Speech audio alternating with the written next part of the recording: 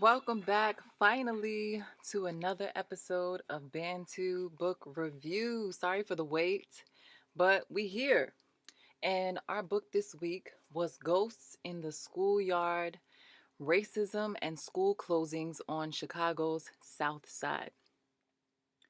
So this book was written by Ewing, and it was really good. Really heavy. So let's jump in. This book, we've got to start with the so what for this book, just because of the subject matter. And so I'll start by saying that Eve Ewing is a historian. She's concerned with real history, not revisionist history. The facts are what's most important in this book, and she is not only talking about history and facts, but she's telling a story. But she's the good kind of storyteller. She doesn't do the kind of storytelling that gets you in trouble as a young person, or the kind of storytelling that many of our political representatives do. Okay, they are spin artists with their alternative facts. But Eve Ewing, on the other hand, is telling stories, but she's a truth teller. She gives the facts, the figures, and paints a picture so you can see the city come alive, the city of Chicago. It comes alive in your mind as she's walking you through the streets of Chicago and recounting all the ways that the city has changed over time. So there's a lot.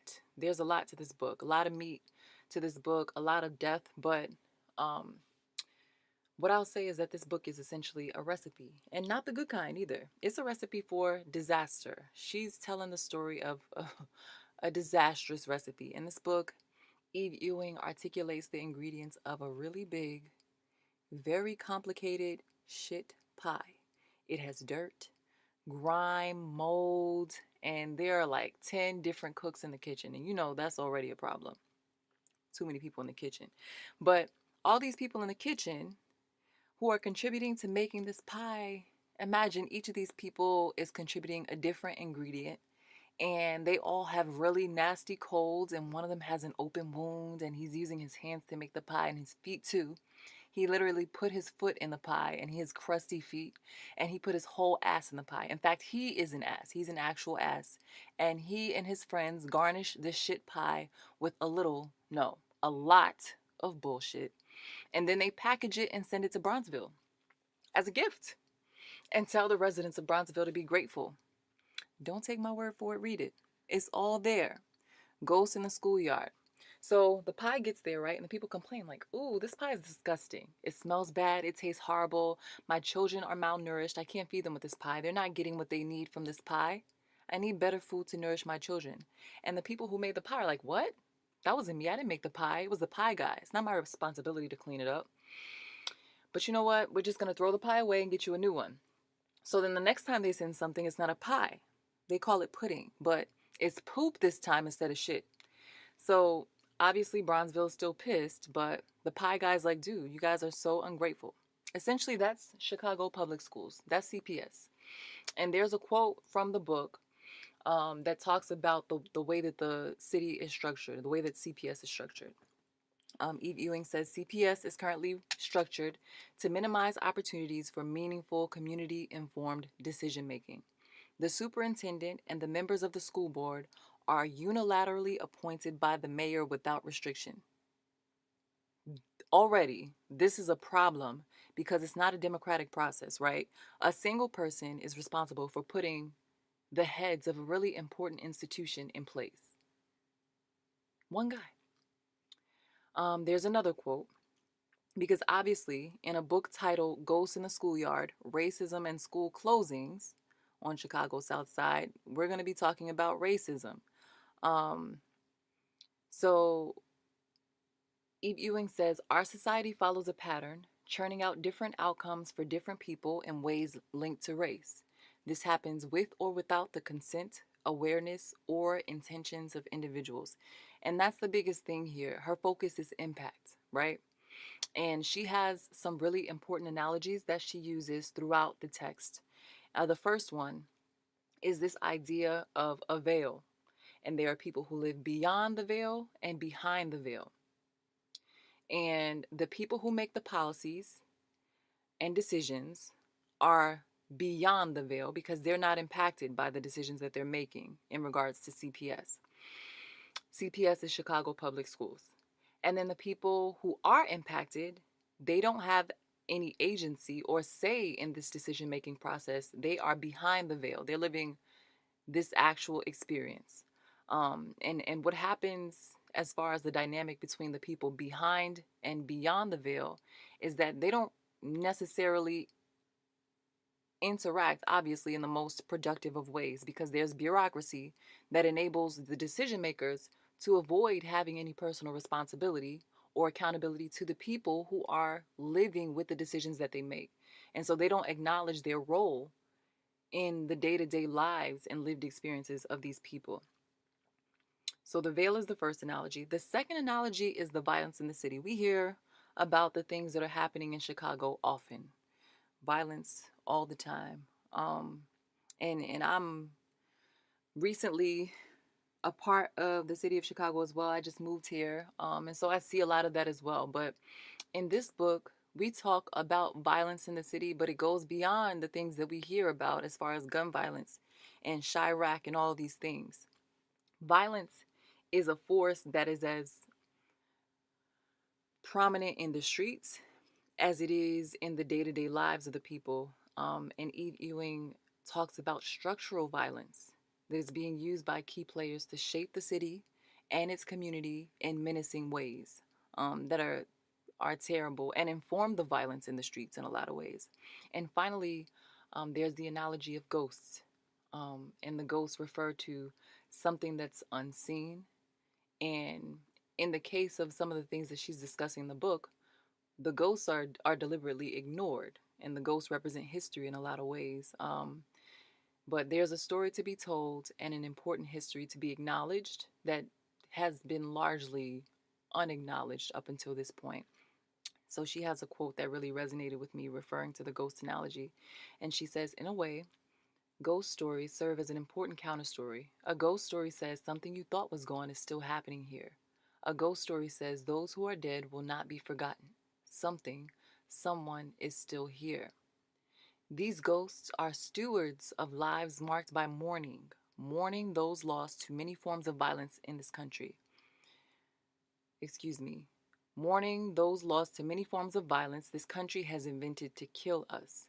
We mourn those killed by police. We mourn those killed directly or indirectly by the violence of hunger and desperation or the violence of poverty and poor health.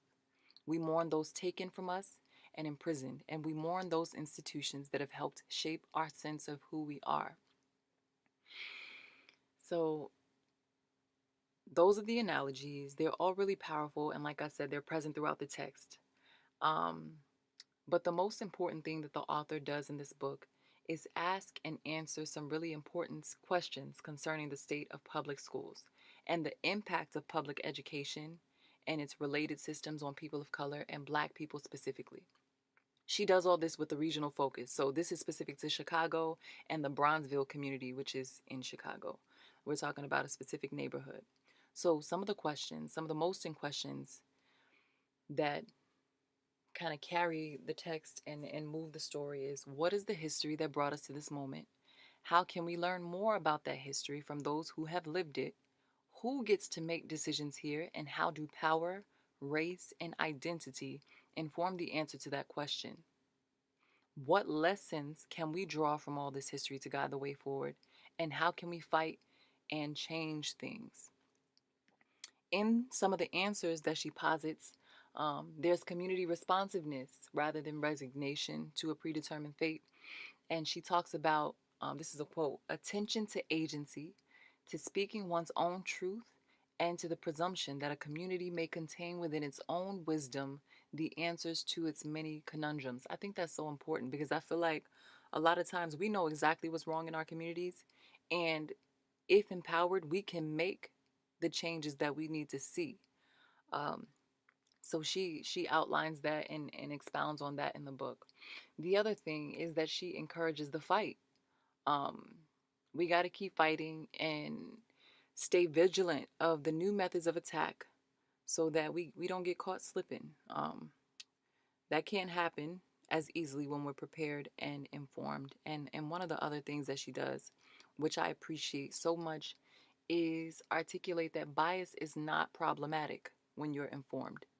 You don't have to be solely objective in all manners, especially the matters concerning your own history and matters to which you've borne witness, right? Like there are times when you've seen a problem, and because you have seen it, because it affects you, you're not objective.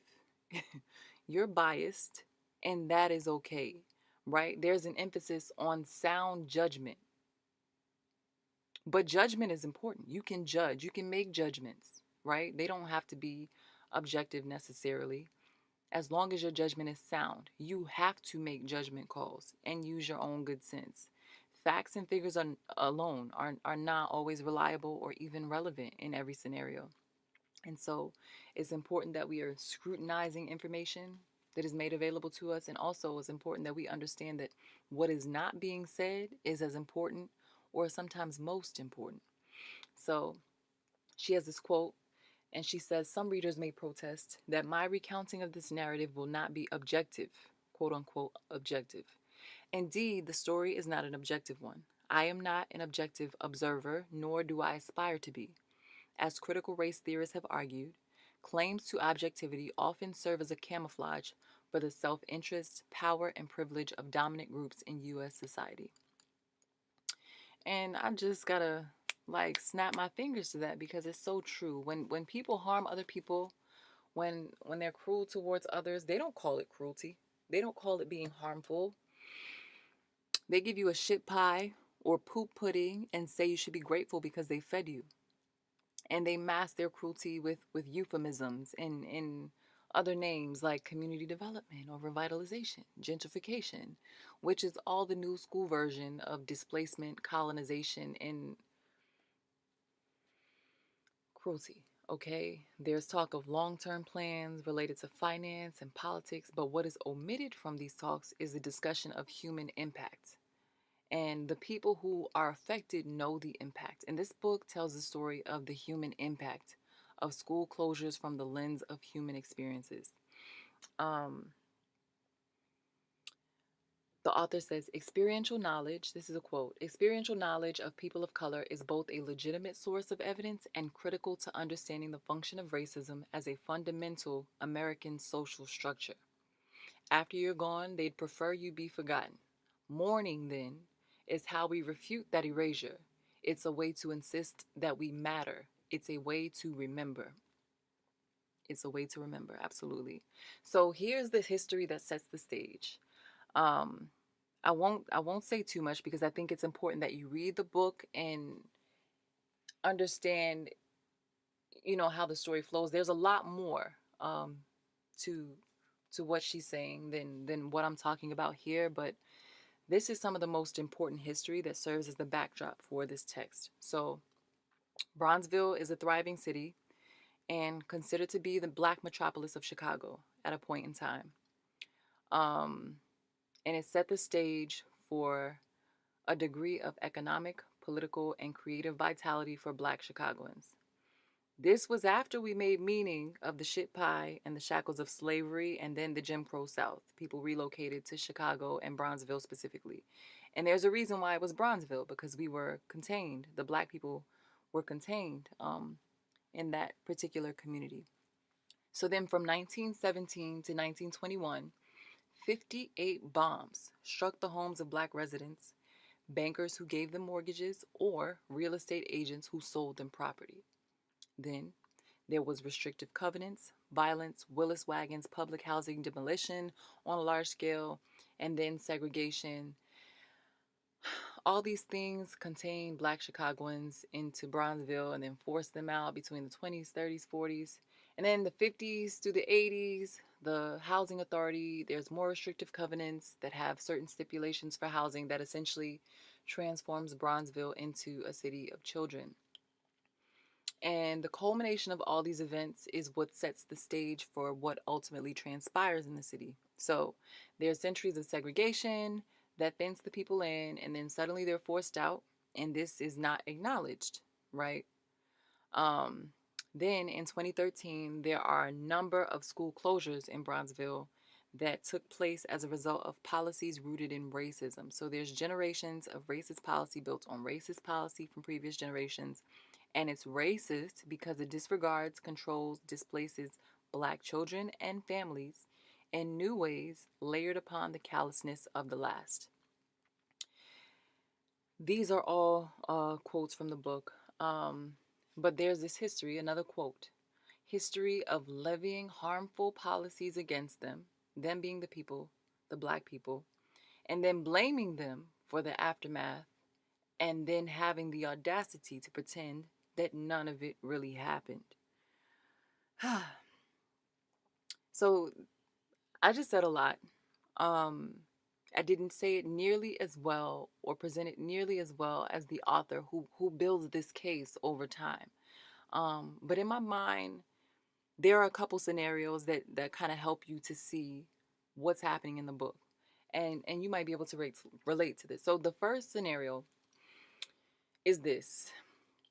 Imagine there's a classmate who's constantly antagonizing you, and so finally you get fed up. Like, I'm tired of this, and you finally clap back. But then you get in trouble because the teacher saw you respond. And not only do you get in trouble for responding, but the teacher never addresses the initial act of aggression from your classmate that provoked your response. You're pissed, right? That's how it feels when Black people get chastised for talking about racism by people who don't address the racist behavior of the person, people, or systems we're responding to in the first place. That's the first scenario. Still rolling with this classroom analogy, here's the second scenario. Okay, we're back in the classroom and your classmate's antagonizing you. Again, bullying you, doing all these things to hurt you, and they've been bullying and antagonizing you for a really long time. They go from throwing paper balls at you to now they're throwing rocks at you. Sometimes the teacher sees it, but she never says anything. And then because she never says anything and she doesn't address it, it's okay, right?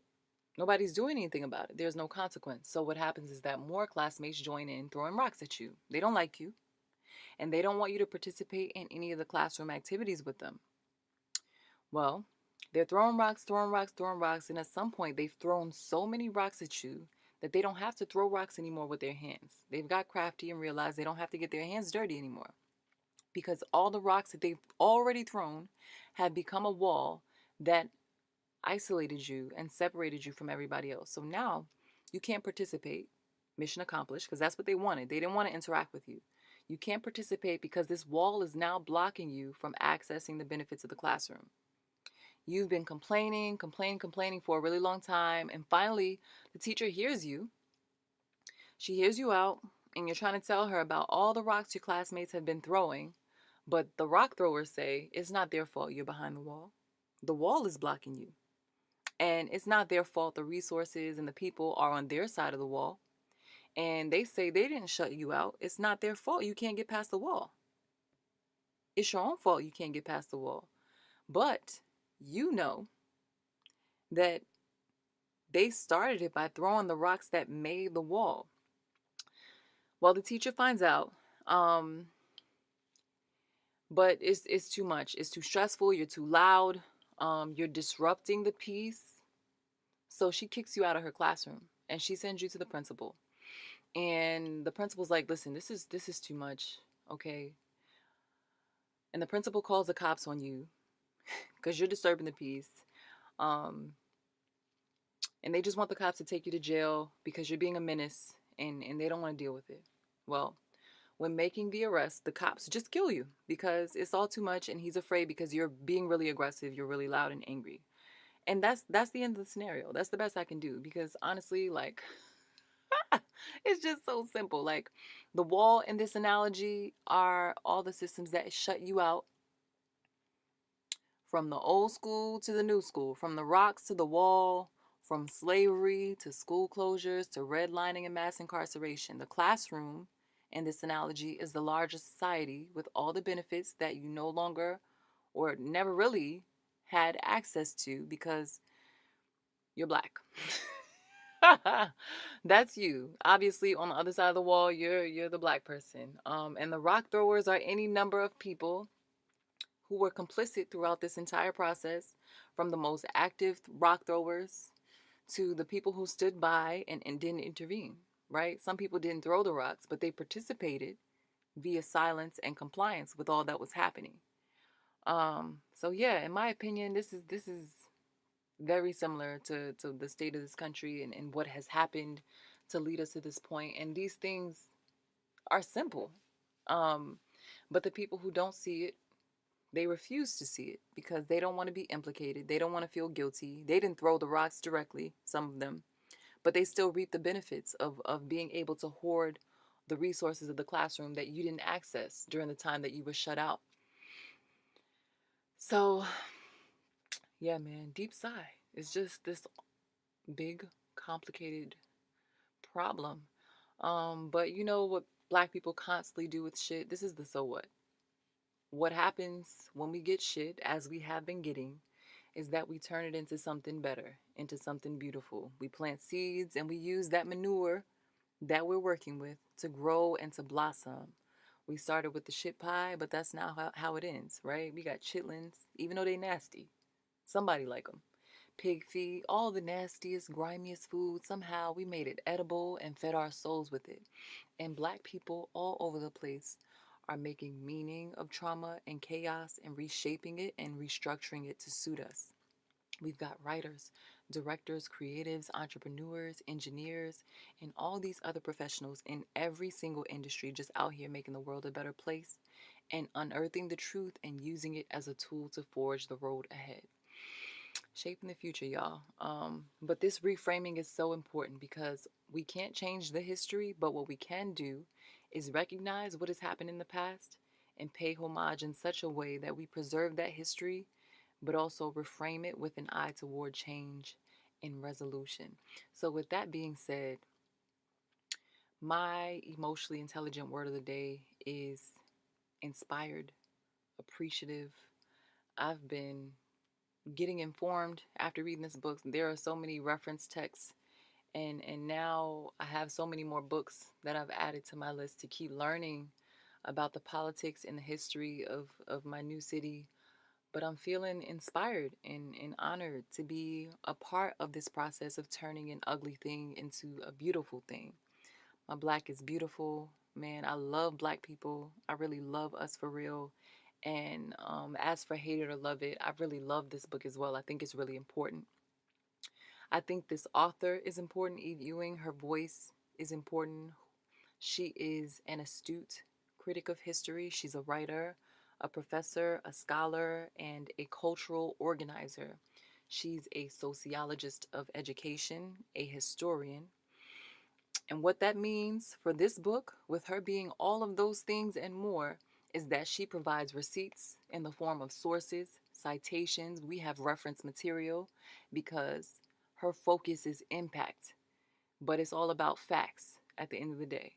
And so with this book, there are so many more opportunities that I've found to learn and expand my knowledge beyond the pages of this particular book. So that's exactly what I'll be doing. Shout out to Eve Ewing for being solution oriented, for compiling all these stories because we're hearing directly from the people in the community. Um, she's telling us what happens, what has happened, why it's happened, and she also posits community focused solutions to address the challenges of these lived experiences. She also constantly asserts the importance of accountability, and acknowledging the history that has brought us to this present moment because we didn't just get here, we didn't just arrive. Okay, she has this quote. She says, "The present is not inevitable. Things have come to be as we know them through human actors. The present is not inevitable. Things have come to be as we know them through human actors." Absolutely true, right? Um, One thing that she also does is that she rephrases and reframes problematic messages that come from leaders in CPS who lack accountability and transparency. And I love that. Solution orientation. So shout out to her. Also, Shout Out, reading this book made me think of a podcast that I listened to. It's called Bronzeville. And there's this cast of all of our faves. There's the Tate brothers, Lorenz Tate, um, Lawrence Fishburne, Tika Sumpter. Pretty sure Wood Harris is in there. I love him. Ghost makes a cameo, aka Amari Hardwick. Well, really, Ghost is his aka. And so many other people. But they tell this great story about Bronzeville, where they make it come alive. And they bring Bronzeville to life in their podcast, and we get to see Bronzeville from the lens of vitality. Um, and Lawrence Fishburne, he has that real smooth, deep voice, so it just sounds so good. It sounds so good. And there's a quote in the book specifically that reminded me of this podcast. Here's a quote. Like so many black people in so many other spaces at so many times, Bronzeville residents responded to white supremacy by shaping their space in their own image, turning humiliating and dehumanizing segregation into exhilarating and rehumanizing congregation. So definitely check out the Bronzeville podcast because they do just that. The second shout out, third, one, two, three, yeah. The third shout out goes to, so it's kind of late, but Indigenous Peoples Day. It happens at the beginning of this month, October 8th, I believe. And it's rebranding Columbus Day. And I think that's so important because Indigenous Peoples Day again does this thing of refocusing and reframing an ugly history. And it tells the whole story of what happened. We're celebrating, the history, by highlighting the true victors of that moment in time. Instead of, putting Christopher Columbus, the colonizer, front and center, we acknowledge the violent history of European colonization and the genocide and terror inflicted on indigenous people and celebrate them for their resilience, right? We're not centering Christopher Columbus's ashy ass, but rather Native Americans and the people who have persisted through all manner of terrorism for several centuries in this country. Also, shout out to Gene Demby.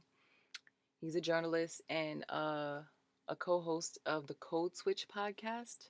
He got a shout out in the book because he visited his hometown and found that one of his old schools had been shut down. And that's unfortunate, but shout out to him because Code Switch is a really great podcast. So check that out too.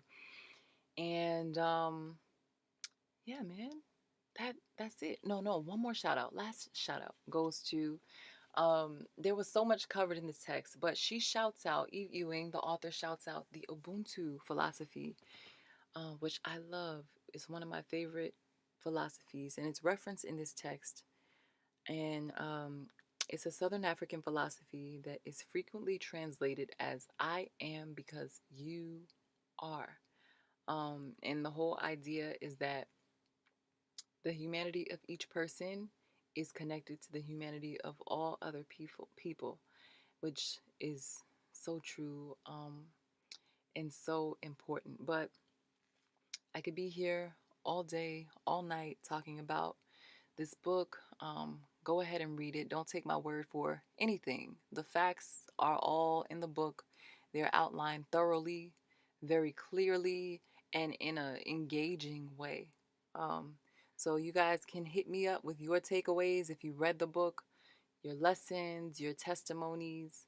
And I just want to say that this book really highlights what Bantu Book Review is all about as far as reclaiming our history, reaffirming our humanity, and reimagining our future by telling and retelling our stories in our own words, on our own terms, for our own good. This book is really what it's all about. So, like I said, don't take my word for it. Go ahead and read it, and then tweet me at Bantu Book Review and tell me what you think. I will be checking in with you very soon for the next one. Thanks for listening, guys.